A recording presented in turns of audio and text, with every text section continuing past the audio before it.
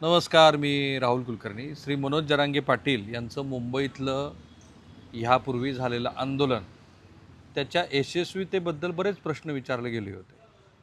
खास करून मुंबई ज्या पद्धतीनं मनोज जरांगे पाटील यांच्या कार्यकर्त्यांनी अक्षरशः रोखून धरली, कायदा आणि सुव्यवस्थेचा गंभीर प्रश्न निर्माण झाला आणि त्यानंतर बॉम्बे हायकोर्टाने जरांगे पाटील यांच्या कार्यकर्त्यांना बऱ्यापैकी समज देत हे आंदोलन सरकारने का मोडीत काढलं नाही असा प्रश्न विचारला.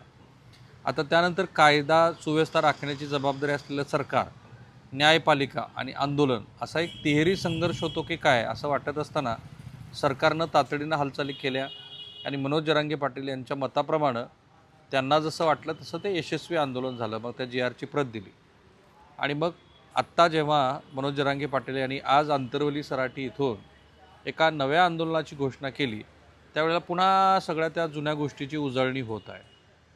आता हे उजळणी होत असताना कोण मंत्री काय म्हणाला हे लक्षात घ्यायला हवं. मी श्री शिवेंद्रराजे भोसले यांची मुलाखत केली आणि त्या मुलाखतीच्या वेळेला त्यांना मी हा प्रश्न विचारला होता की हैदराबाद संस्थांप्रमाणे सातारा संस्थांचा GR तुम्ही काढणार आहात का? तर ते म्हणाले होते की या संदर्भामध्ये 1 महिन्याच्या आत आम्ही कारवाई करू. जरांगे पाटलांना जेव्हा उपोषण सुटत असताना सरकारनं जे आश्वासन दिलं होतं त्याच्यामध्ये हे आश्वासन जरूर होतं, पण त्याची पूर्तता झाली नाही असं जे जरांगे पाटील म्हणतात ते बरोबर आहे. पण त्याबरोबरच आत्ता प्रश्न निर्माण झाला आहे तो मुख्यमंत्र्याच्या जातीचा, की मुख्यमंत्री हे ब्राह्मण आहेत म्हणून त्यांना सातत्यानं टार्गेट केलं जातं आहे वगैरे. आणि त्याचबरोबर मनोज जरांगे पाटील यांना कुणीतरी आंदोलन करायला लावतं आहे अशाही स्वरूपाची चर्चा झाली आहे आणि ती जरा बऱ्यापैकी व्यापक पातळीवरती होताना दिसते. त्यामुळे ह्या ज्या 3 घडामोडी आहेत त्याचा एकत्रित नीटपणे विश्लेषणात्मक हा व्हिडिओ करत असताना पुन्हा तीच विनंती की हे चॅनल सबस्क्राईब करा. बघा, आज मनोज जरांगे पाटील यांनी सांगितलं आंतरवली सराटीमधून की येत्या 30 तारखेपासून ते पुन्हा उपोषण सुरू करत आहेत. फडणवीसांना मराठ्यांनीच CM केलं, पण समाजाचं वाटोळं होणार असेल तर शांत बसणार नाही. हे जे सातत्यानं जातीवाचक रेफरन्सेस येतात, त्यामुळे एक कुणीतरी काही बोलतं आणि त्याला लगोलग कुणीतरी प्रत्युत्तर देतं आणि त्यामुळं अनफॉर्च्युनेटली या आंदोलनाच्या निमित्तानं महाराष्ट्रामध्ये जो जातीय संदर्भ आहे तो अधिकच टोकदार झाला आहे, ही वस्तुस्थिती आहे. भलेही मनोज जरांगे पाटील यांचं आंदोलन हे कितीही वैधानिकदृष्ट्या शेतकरी समाजासाठी महत्त्वाचं आहे असं म्हटलं तरी त्याच्यात जात हा भाग मात्र संपूर्ण महाराष्ट्रामध्ये अधोरेखित झाला आहे, अधिक टोकदार झाला आहे आणि त्याची भाषेची सुरुवातच जरांगे पाटील यांच्या बोलण्यापासून होते. ते असं म्हणाले की माझे देवेंद्र फडणवीस यांच्याबद्दल वाईट मत नाही, पण माझ्या समाजाचं वाटोळं होणार असेल तर मी तुम्हाला कोणालाच मोजणार नाही. मला मित्र नको, मंत्र्याशी संबंध नको, मला केवळ माझ्या समाजाची लेकरं मोठी करायची आहेत. मी फडणवीस यांना दोष देत नाही. माझं म्हणणं केवळ इतकंच आहे की हैदराबादचा GR काढला, पण प्रमाणपत्र रोखले का नाही, ते आता बंद कसे?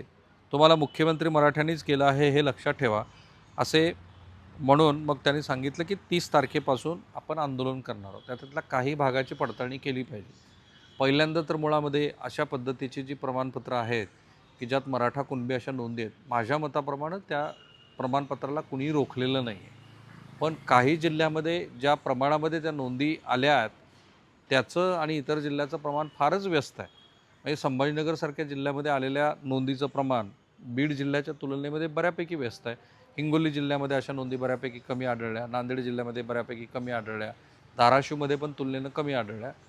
पण स्थानिक स्वराज्य संस्थांच्या निवडणुकीमध्ये संपूर्ण मराठवाडा आणि पश्चिम महाराष्ट्रामध्ये अशा कुणबी मराठा प्रमाणपत्राच्या नोंदीच्या आधारावरती खूप लोकांनी प्रमाणपत्र काढली, ही वस्तुस्थिती आहे. पण फक्तच प्रमाणपत्र काढून ती मंडळी थांबलेली नाही आहे. पुणे महानगरपालिका, पिंपरी चिंचवड महानगरपालिका, अहिल्यानगर महानगरपालिका अशा अनेक महानगरपालिकेमध्ये OBC समाजाचं प्रमाणपत्र काढून या मंडळींनी राजकीय लाभ घेतला आहे, ही वस्तुस्थिती आहे.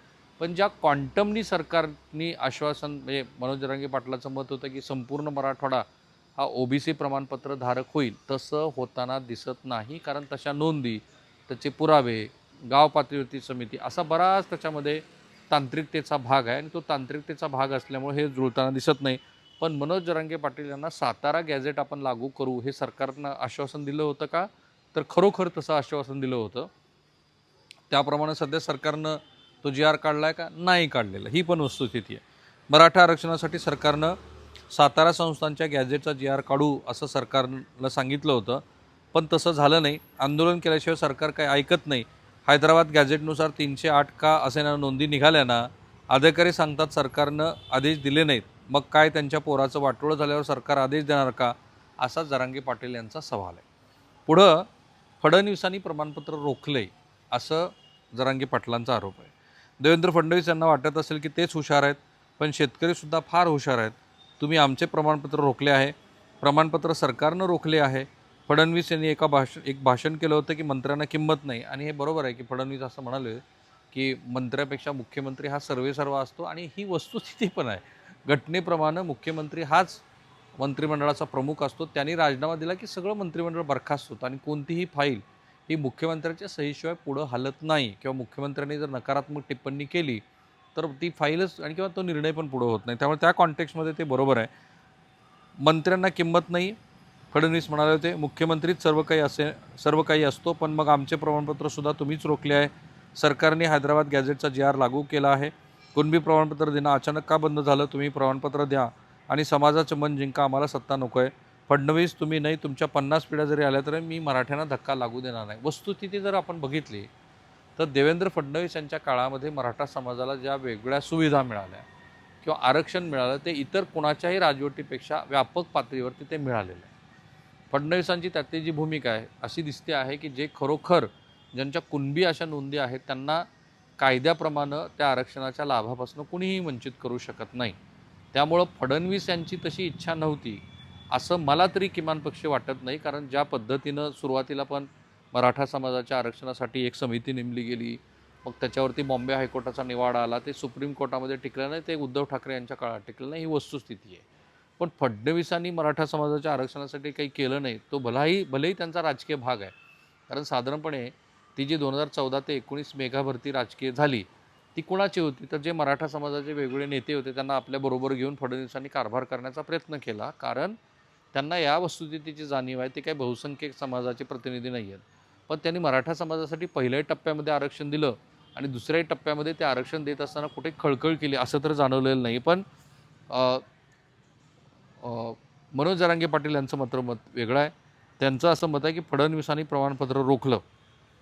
पुढं जरांगे यांचं असं मत आहे की आंदोलनाच्या तारखेच्या आत जर कुणबी प्रमाणपत्र दिली नाही तर भयानक आंदोलन होणार. 58 लाख कुणबी नोंदी सापडल्या आहेत, त्याचं प्रमाणपत्र वाटप करा, काम करा, नाहीतर सर्वांना पट्ट्यावर घेतो, प्रमाणपत्र दिल्याशिवाय सरकारला सुट्टी नाही वगैरे. आणि सरकार मराठा समाजावरती जळतं आहे असंही त्यांचं म्हणणं आहे. कसलाही विचार करणार नाही, आमची ताकद तुम्ही पाहिली वगैरे. मला फक्त एकच आता राहून मुद्दा वाटतो की सातत्याच्या ह्या आंदोलनानंतर मनोज जरांगे पाटील यांनी जी काही भूमिका मांडली आहे त्यामुळं खरोखरच मराठा समाजातल्या अनेक तरुणांना त्याचा लाभ झाला आहे. अनेकांची शैक्षणिक फीस सवलत सरकारच्या कोट्यातनं त्यांना द्यावी लागली आहे. मराठा समाजाच्या विद्यार्थ्यांसाठी अनेक ठिकाणी हॉस्टेल्स मिळाली आहेत. काही जणांना सरकारी नोकरीचा लाभही झालेला आहे. पण हे सगळं होत असूनसुद्धा त्या आंदोलनाच्या सततच्या आंदोलनामुळं आता नव्या आंदोलनाला किती पाठिंबा मिळेल हे बघणं खरोखर औत्सुक्याचं असणार आहे. इंटरेस्टिंग असणार आहे ते सगळं. कारण आत्ता आंदोलन मुंबईमध्ये जे झालं होतं त्या आंदोलनानंतर आम्हाला जे हवं ते मिळालं अशी भूमिका जरांगे पाटील यांनी घेतली होती. नवी मुंबईच्या आंदोलनानंतर पण त्यांची तीच भूमिका होती. पण नंतर आता पुन्हा एकदा नव्याने ते आंदोलन करतात. आता मधल्या काळात बराच गॅप गेला.